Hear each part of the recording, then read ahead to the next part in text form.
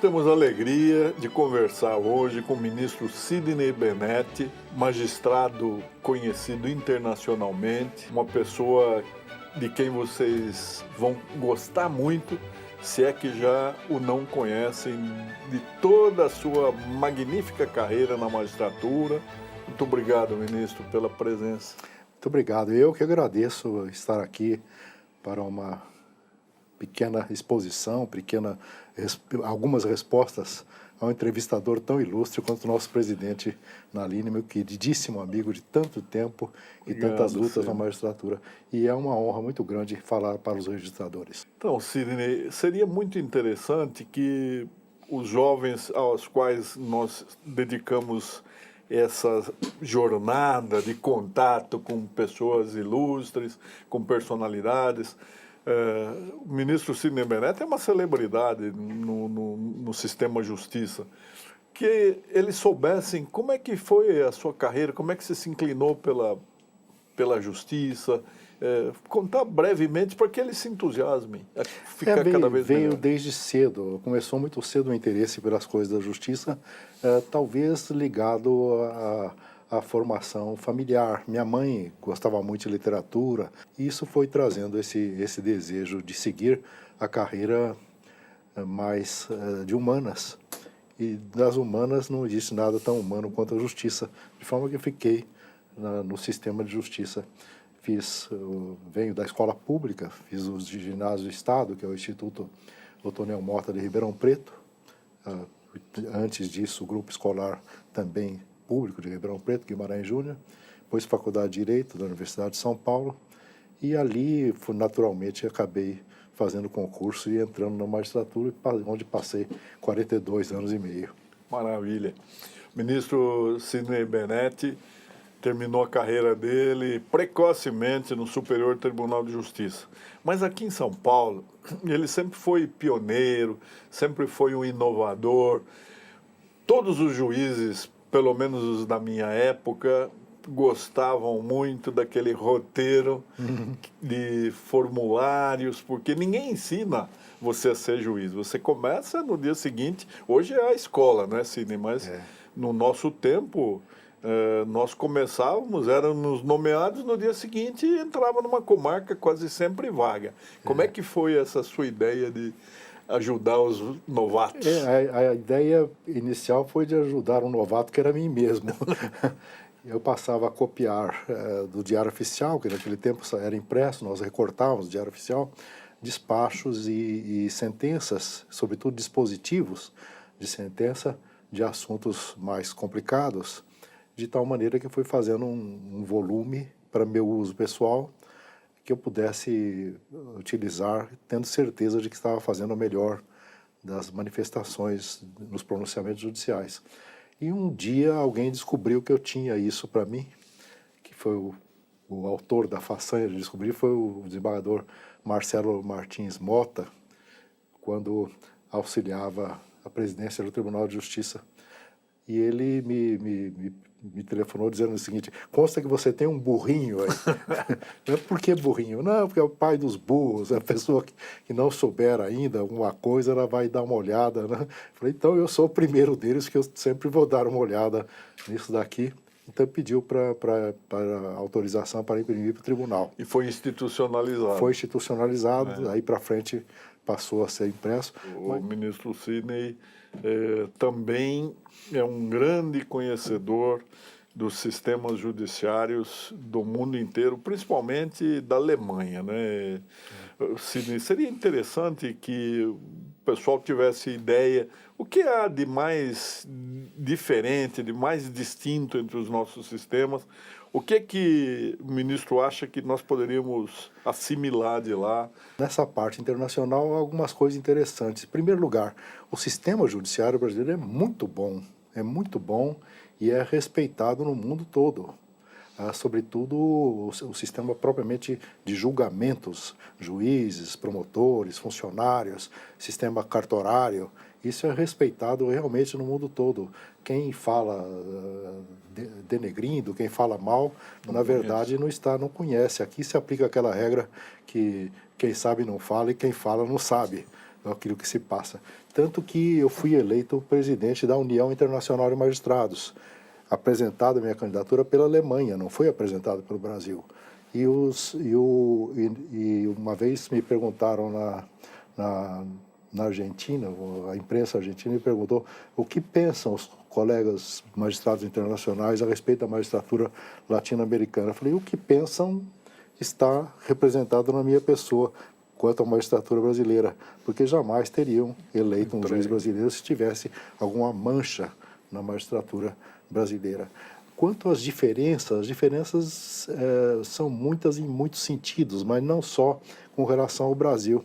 Os sistemas de formação de juízes, o desembargador Nalini sabe mais do que eu, é um grande especialista na matéria, com obras que até hoje são a nossa Bíblia nesta matéria. Os sistemas variam muito no mundo e cada país escolhe de acordo com a sua realidade e com as suas necessidades. No tocante à magistratura, o sistema brasileiro me parece muito bom, por intermédio de concurso público para o provimento dos cargos iniciais e dotado, desde o começo, o magistrado de garantias fundamentais. A inamovibilidade, a vitaliciedade, a redutibilidade de vencimentos. Deve ser o juiz mais independente do mundo, não está entre os mais independentes do mundo. Não é possível imaginar um juiz mais independente do que o juiz brasileiro. Agora, e com a grande vantagem que o Ministério Público também se viu dotado de dependência semelhante e com uma advocacia muito aguerrida. Agora, o excesso de judicialização é alguma coisa típica brasileira, não é? Isso é demais no Brasil. O grande problema brasileiro é a quantidade de processos decorrente de uma judicialização absolutamente caótica e desnecessária. E essa judicialização tem várias causas. Tem causa da insuficiência dos controles para o juizamento, requisitos para o juizamento. Por exemplo, há sistemas que se exige a declaração de sinceridade da demanda, por parte inclusive do advogado. Há sistemas em que a assistência judiciária, as custas, ser isento de custas, depende de um processo prévio para isentar do pagamento de custas e saber consegue gratuidade. Isso jamais seria possível na maioria dos sistemas. E uma boa interpretação do princípio da lealdade processual. Lealdade processual e sinceridade, tem de ser sincera a demanda, né? Sincera sob pena grave, inclusive para o patrocínio advocatício, e assim se cria um nível muito melhor de funcionamento. Outra parte também é a organização judiciária. A organização judiciária precisará um dia ser repensada no Brasil. Há uma multiplicidade de justiças, essa multiplicidade de tribunais, cada um com o seu modo de realizar a consolidação da jurisprudência. A jurisprudência demora muito para se formar. Quando ela vem a se formar, já se alterou a lei. Há uma verdadeira enxurrada legislativa permanente. Nós pensávamos que no tempo dos militares tinha havido muita enxurrada legislativa, vamos dizer assim, mas ficou pior. Ficou pior porque eu não me lembro, é muito difícil nós nos lembrarmos de alguma lei que dos nossos tempos de ingresso na magistratura, meu tempo, do desembargador Nalini, que esteja em vigor hoje em dia. Mudaram todos os códigos, Código Civil, Código de Processo, o Código Comercial, a Lei de Mandado de Segurança, a legislação nova que surgiu é toda de uma aplicação muito difícil. Pouca coisa sobrou. Mudou a parte geral do Código Penal, mudou-se todo o sistema, embora sem mudar o Código Processual Penal, por intermédio da quebra da indisponibilidade da ação civil pública pelo Ministério Público e agora com a transação penal. Quer dizer, nós estamos trabalhando sobre um vulcão em erupção e nós temos de estabelecer a legislação. Isso cria chance de judicialização desnecessária. Agora, a judicialização, Dona Nalini, me parece o seguinte, ela mostra de uma certa forma que o poder judiciário é o poder em que as pessoas acreditam. Acha que é ele que vai resolver os problemas. E isso não tem condição. Esse aspecto, mas eu fico preocupado de verificar que a facilidade do acesso à justiça faz com que as pessoas desistam de dialogar, Claro. de assumir as responsabilidades, não é? Então, fica muito mais fácil hoje procurar o advogado e acreditar E que para o próprio advogado mover a ação, não é. do que consumir muito mais tempo buscando uma solução Então, para as as questões. pessoas não veem que, às vezes, nós temos aí processos que podem demorar 20 anos, Claro, né? Com o claro, sistema claro, recursal claro, caótico, né? Inúmeras E oportunidades aí também pesa muito o insucesso das reformas processuais.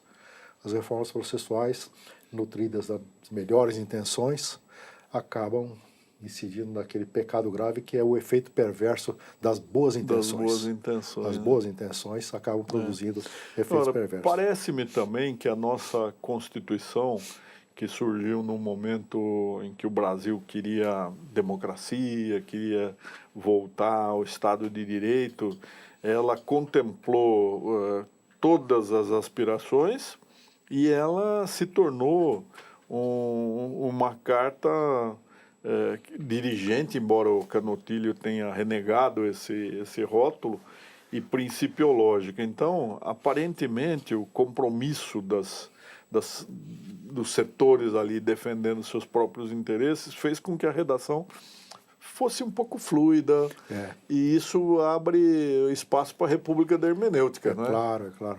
A Constituição é uma carta de boas intenções, né?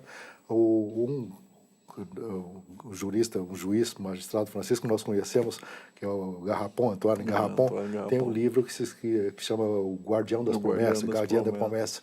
A Constituição é uma guardiã das promessas mais elevadas da sociedade, mas não colocou, não trouxe disposições que realmente tornem claras as maneiras de realizar essas disposições elevadas da sociedade.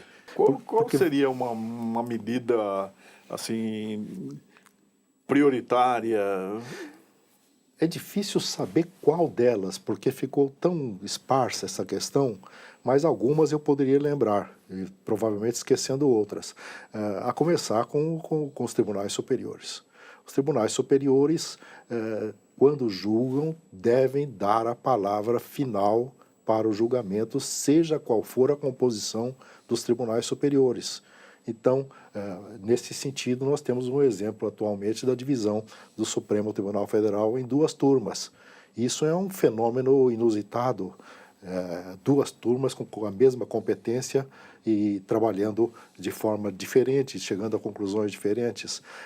Voltamos a exemplo estrangeiro. Os Estados Unidos possuem um tribunal que é uma Corte Suprema única. Quando julga, são todos que julgaram, não julga com o tribunal incompleto, e todos julgam de tal maneira que demoram bastante com a questão, todos analisam, não há a figura do relator que vai levar para o julgamento com seu ponto de vista pessoal, todos examinaram, todos discutiram largamente em sessões reservadas, e quando julga, aquilo não vai mudar. Na minha singeleza, até simploriedade, eu acreditei que o STJ fosse uma corte de cassação, só para unificar a jurisprudência. Ele se transformou numa terceira instância.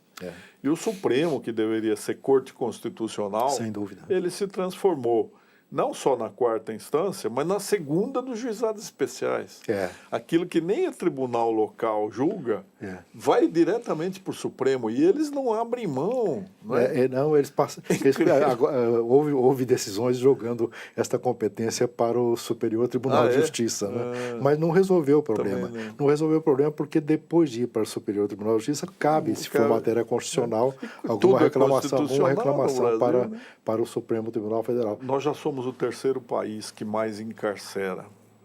Somos também um país que mata 60 mil jovens por ano. Jovens que, na sua maioria, são do sexo masculino, negros ou pardos. E um recente estudo dos economistas avaliou em R$550 mil o prejuízo que o país sofre em relação a cada morte, o que leva, nos últimos 20 anos, a um prejuízo de trilhões.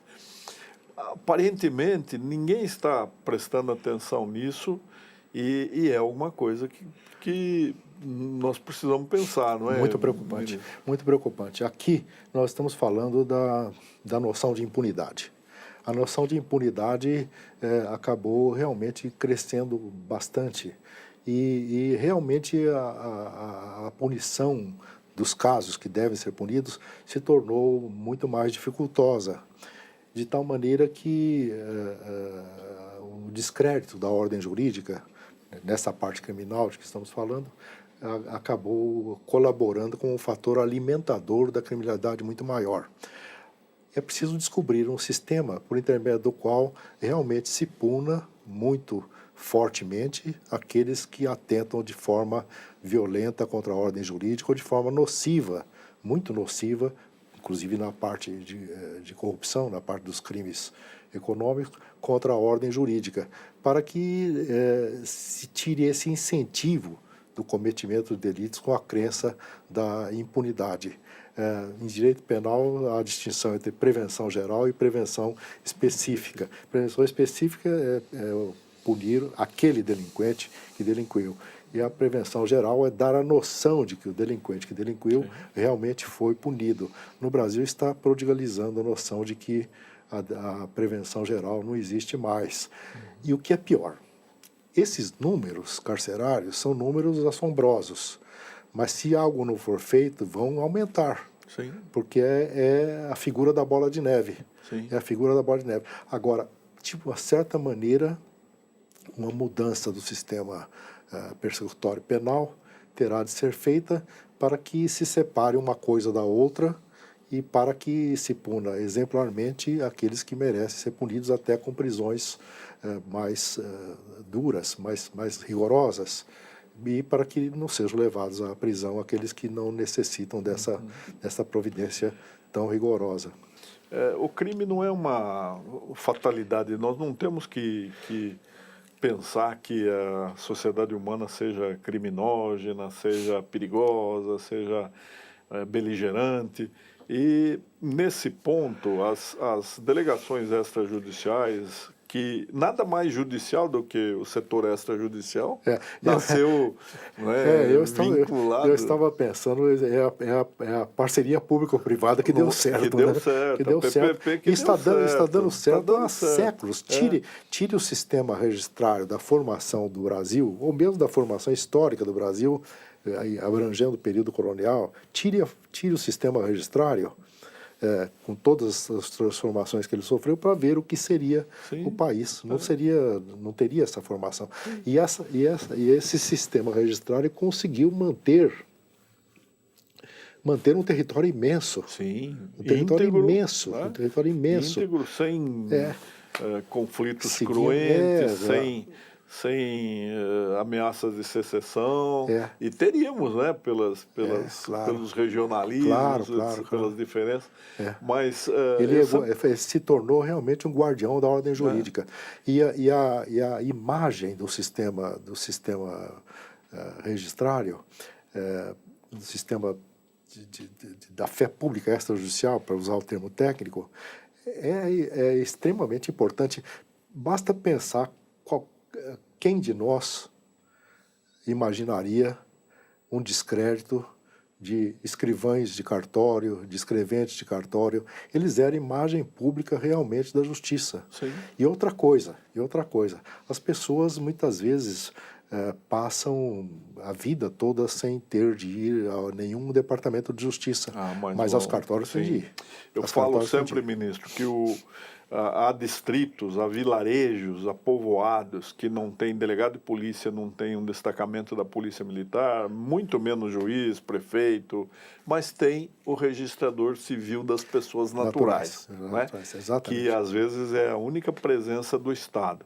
Foi por isso que, quando eu tive o privilégio de ser corregedor-geral da Justiça, meus pares me elegeram, eu logo pensei em institucionalizar aquilo que é próprio da atividade notarial e registral, que é o aconselhamento, a tentativa de conciliação. Isso já está na lei. Mas, infelizmente, o CNJ, através de um despacho monocrático da representante da OAB, atendeu uma postulação da ordem, suspendeu o provimento. Só agora, 5 anos depois, é que o CNJ reconheceu a validade.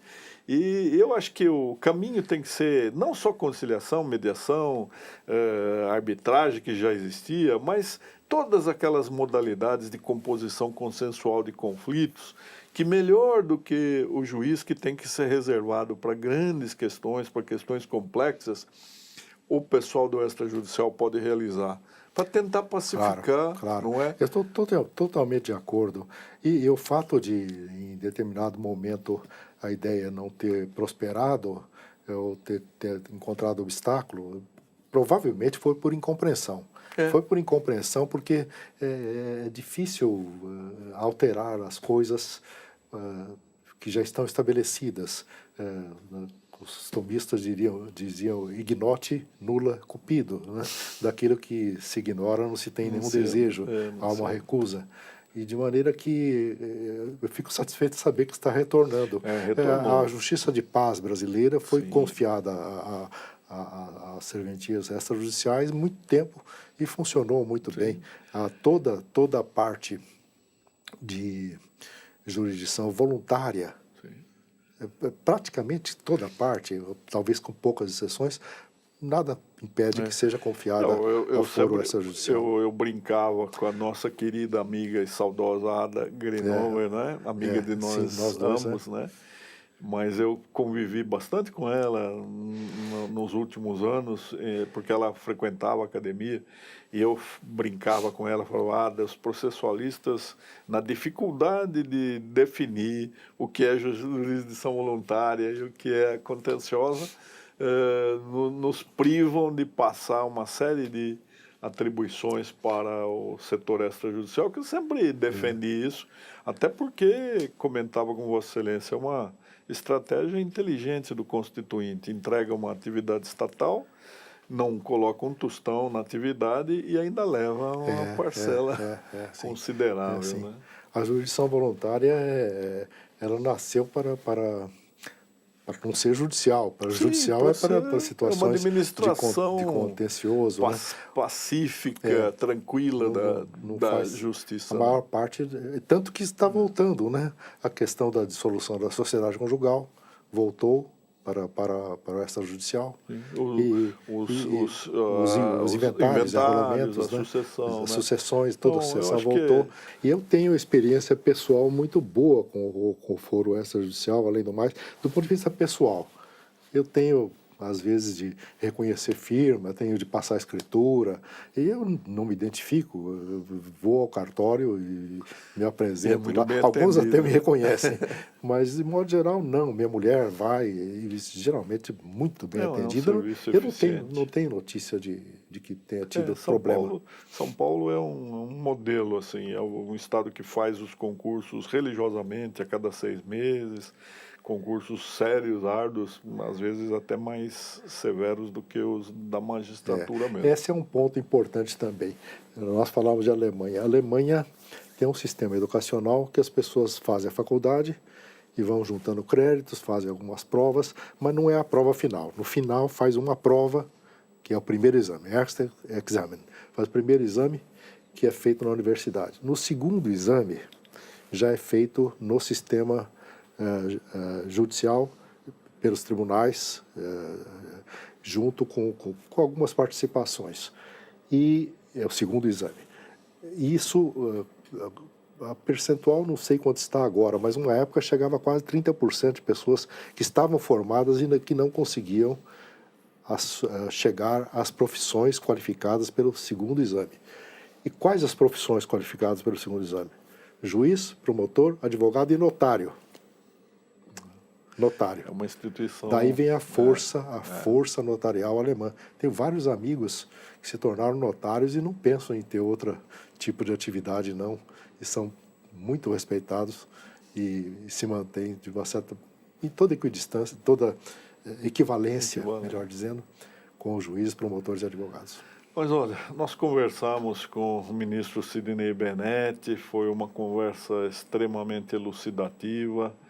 É muito bom a gente poder contar com pessoas que tiveram essa trajetória e que estão aí produzindo na academia, no intelecto do escritor, na docência e nessa usina de criatividade que sempre foi o ministro Sidney Bennett, para nosso orgulho contemporâneo e paulista. Obrigado. Muito obrigado, Obrigado. ministro, pela Obrigado. presença. Eu quero agradecer muito o convite para estar aqui, um convite do querido amigo presidente Nalini. Quanta história nós temos juntos, né? Inclusive a criação da Escola Paulista da Magistratura, né? Integramos o primeiro, As viagens entregamos com o ministro Salve, tudo. Eu fico muito honrado de participar. E eu me sinto até hoje realmente integrante da magistratura. Fui obrigado a aposentar por causa dos 70 anos. Se não fosse obrigado, teria ficado. E se fosse vitalícia a magistratura, como é nos Estados Unidos, mas provavelmente eu ficaria até o fim da vida. Há presidenciáveis que estão querendo mudar o sistema. De repente, Vossa Excelência pode chegar ao Supremo ainda. Muito obrigado a quem nos assistiu e vocês gostaram, né? Eu também.